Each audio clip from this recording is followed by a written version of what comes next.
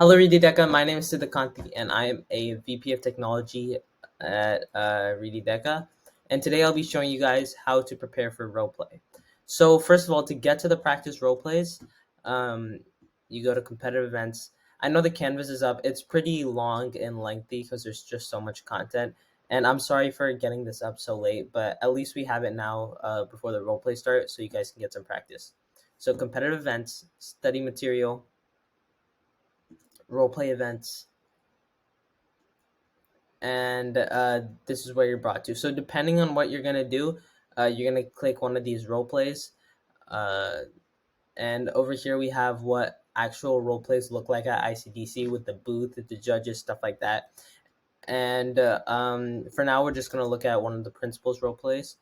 Let's just do principles of finance. So key thing first, let me explain what a role play is. So role play is essentially a not reenactment, but acting sort of a scenario that you're given. Okay, so most of the time you're gonna be given a position um, like a business, depending on what exactly your event is, and they're going to ask you to do something, provide insight, stuff like that. So a lot of background knowledge is crucial here, and you can learn this by studying the performance indicators, which can be found in the Quizlet that I think Morella sent couple like a month ago. So you're gonna study those performance indicators, and then you're gonna have this background knowledge, and then you're gonna come to the role play, and you're gonna uh, integrate your background knowledge. That's key crucial thing. You're going to integrate your background knowledge into the scenario, and try to make it seem professional, like it's actually something that's going to happen. So what a lot of the judges are going to do, especially at the high level, is they're going to compare your role play to something they might have seen working in the real world. Okay, so if we're assuming the candidate of an internship, they're gonna think back to a time they were interviewing an intern, and they're given a scenario like this, and how well do they respond compared to how do you respond? Okay, so it's very crucial to be very energetic, creative, stuff like that, and maintain the conversation. Okay, and it's gonna be a lot easier than it seems right now, just because it's just a conversation, and it'll flow pretty smoothly. It's more of like a one sided conversation, but it's pretty easy when you try it out. So what we're gonna do here, what I like to do first, they start the timer. The first thing I'm doing um, is on one of the two sheets of paper, blank paper that I'm provided. I'm going to hold on. I'm going to draw a T. Okay. And you're given two sheets of blank paper and one sheet of two-sided paper. So you're going to be given this procedures thing. Do not bother wasting your time reading it. It will be the same for every single role play. Okay, so you're going to have that, and you're going to have this on the back. Okay, so I get the start the timer. I get the performance indicators. I'm going to draw a T.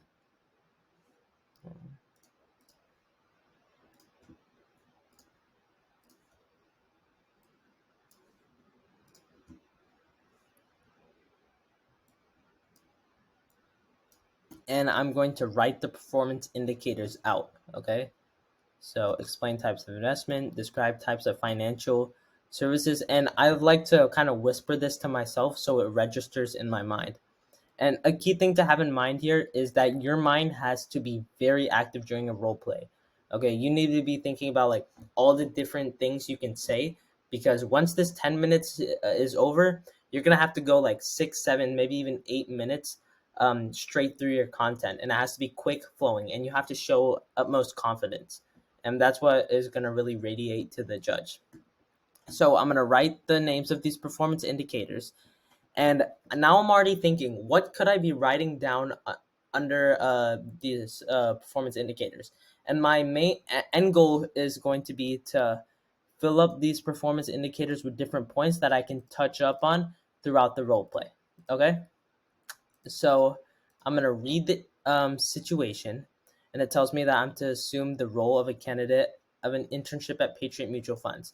Now you might think, oh, I really gotta act this out, stuff like that. You really don't. Okay, they're going to be grading you like explicitly on these, on the performance indicators. Okay, so it's crucial that you hit those performance indicators and relate them to the business and how it can benefit the business.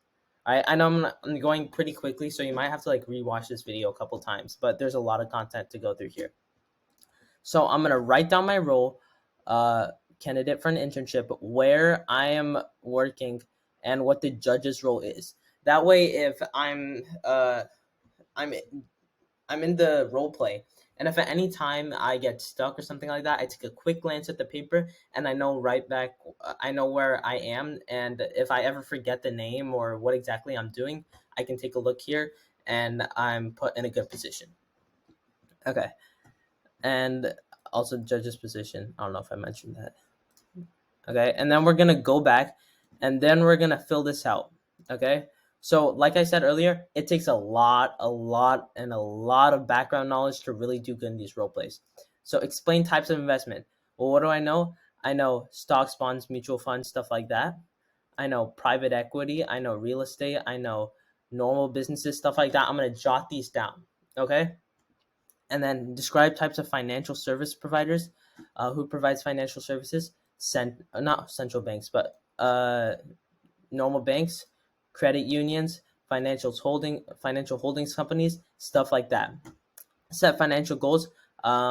People might want to retire.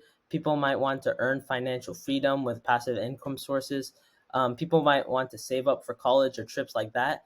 And I'm gonna divide it there, and then explain the nature of financial needs. Financial needs are either long term or short term. Um, they can vary depending on someone's like socioeconomic status, and I'll come back to that if I have enough time.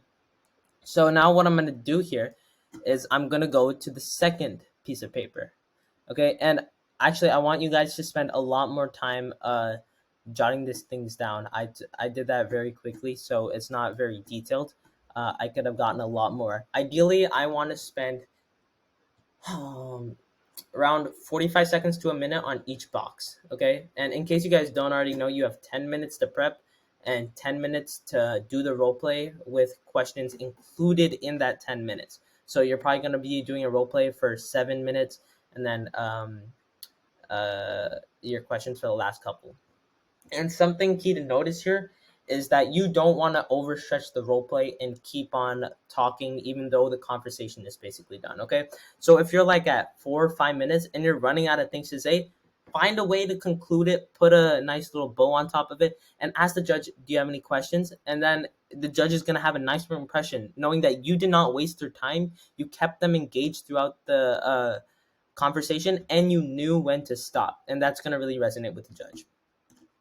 And okay, back to this second piece of paper. This is going to be my prop. Okay, so this first piece of paper, I'm going to put right down when I sit down, or right on the desk when I sit down. After I shake the judge's hand and greet him. After I shake the judge's hand and I greet him. Okay, so I'm gonna put that down, and then I'm gonna have the props to the right. Okay, and this notes thing you can be looking at for your points and stuff like that if you ever get stuck, or just to look at in general. You know, the judge is really not gonna care if you keep on looking at that, but just don't stare at it. Maintain eye contact and be confident. Now back to the second piece of paper. This is gonna be your prop. These are gonna be your props. So explain types of investments. Now, what I like to do with props, I either have pie chart to show like the majority versus minority. So if I'm trying to describe the types of financial providers, and I try to describe like what financial service providers people use most, I'm gonna use rough estimate numbers. I'm gonna say 60% use banks or commercial banks, 25% use credit unions, and then so on and so forth. And I'm gonna label this. I don't need to shade it in or anything like that. I just got to label it. And then when I'm presenting it, as I'm describing the types of financial service providers, I can pull it up to supplement what I'm saying, and I can point at different things and add on to the conversation. And I know I keep saying conversation, it's one sided. You're basically going to be the only one talking. The judge might give you some head nods and but it's just going to be you. And then set financial goals.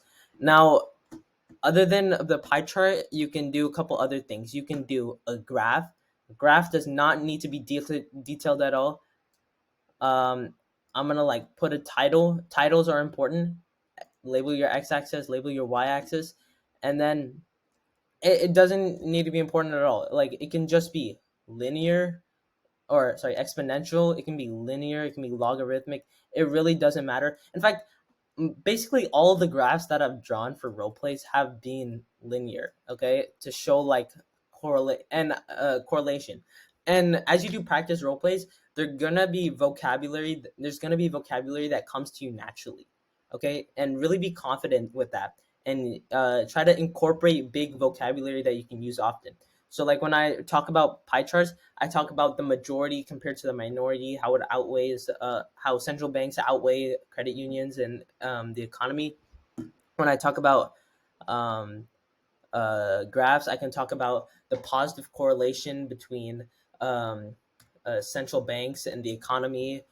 Talk about, I use correlation, directly proportionate, stuff like that. Okay, and now that we have graphs, I can all let's see. Oh yeah, I'll also do lists. Okay, so explain types of investment. Cool. So one, stocks. Actually, this is very similar to my ICDC roleplay. So explain types of investments, stocks, and bonds, so on and so forth. And you want to like have a detailed list. And what will set you apart? What set me apart was knowing specific details on the types of investments. Okay, so what I knew here, I knew stocks were somewhat risky. If you put them in a mutual fund, you're likely to make 8% return a year, but there is the possibility of a financial crash where you can lose your money. So stocks are good if you want to invest long term. Okay, that's crucial, especially for these financial analysis role plays. These are going to be the trickiest ones. The rest you can basically just BS, but these you need to know what you're doing. And more likely than not, your state finals, your ICDC finals, your ICDC preliminary are going to be stuff like this. Okay, so you need to know a lot of specifics. Okay, bonds. What are the types of bonds? We have municipal bonds, we have corporate bonds, we have treasury bonds, stuff like that. And we talked about, oh, another something very important. I'm pretty sure I made this graph in April last year.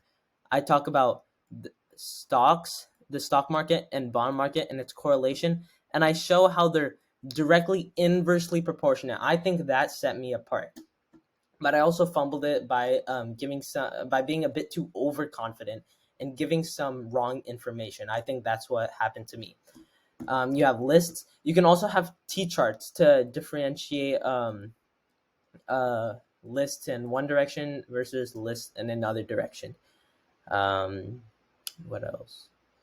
Yeah, explain the nature of financial needs. So when it comes to financial needs, you can talk about retirement, how retirement requires uh, investing over long term. And what I really did with investment that has been like continually reinforced to me, so I know this pretty well. So when it comes to investment, I talked about how when you invest earlier, your money has time to grow and it'll grow exponentially at a point. And stuff like key details like this set you apart. Okay, so I think I am just rambling at this point. So I'll save you guys some time to summarize. Yeah, also summarize at the end, but make it brief and quick. So I'd say to summarize the different types of investments, we have stocks, bonds, mutual funds, just list them. And it's crucial to understand which investments you're using and compare it to your financial goals. Whether or not you're trying to invest long term or whether or not you're trying to invest short term will have a large implication on what markets you try to invest in. And then when it comes to financial service providers, you can look at these companies for some guidance when it comes to investing and stuff like that. And you can just keep on going, stuff like that. It should come pretty naturally, but you really need to have background information. I cannot stress that enough. That single-handedly carried me throughout my role plays, especially my district one, where I did not prepare well and I just got lucky. I had a lot of background knowledge, and that really sent me through. And after you have this knowledge down, and you like explain investments, you need to come back to the scenario and you need to relate it to the business and talk about how it can boost the business to the next level. Okay, so patient mutual funds. Okay. Okay, so now this is something that you're gonna like sprinkle out throughout your role play. You're gonna put some mentions back to your business, and if you look very closely, it says wide range of mutual funds. Okay, so what you can do is you can talk about how you can incorporate these different types of investments into mutual funds, and that will help the company achieve better results. And how you can talk about setting financial goals, how you can talk about the need for financial goals. You can market that. You can talk. How do I phrase this? Okay, when it comes to mutual funds, uh, that's what our company is good at. And one of the role plays was talking about setting financial goals. So if let me just put myself in this role play scenario. Okay. Um, I think it's crucial that we try to market the need for financial goals to our customers, because that will help them better understand why they should invest in our mutual fund, and why investing in general is a good thing for them going forward, to achieve things like retirement, college savings, so on and so forth. Okay, stuff like that. So you saw how I talked about the need for financial goals, and then I related it to the business and how the business can use that to succeed. Okay, you know what? I think I talked enough today. The key thing here is to just go out and fail.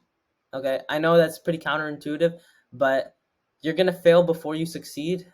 Um, and actually, it's kind of hypocritical for me because like I'm scared to do my role play to my dad. So, hopefully, this will give me the motivation to go out and do a role play. Um, but just be confident, okay? I remember my first role play was with our president last year, Pranav. It was terrible. You know, it was, first of all, it was 4 minutes long. 3 of those 4 minutes, I basically used restating the first minute. So I was just wasting his time and my time, and I was sweating like hell. So it was just a terrible experience. But I moved through that, and look where I am here. So go out and fail. Get some practice in. It doesn't just do like 2 or 3 role plays during this break, and it'll come more naturally, and then you'll nail it at districts. And you guys should also have like the instructional area, which is crucial for districts. So you can study those performance indicators a lot. So when you go to the district role play, you'll be more prepared than everyone else. Okay, so I'm sorry if I wasted some of your time.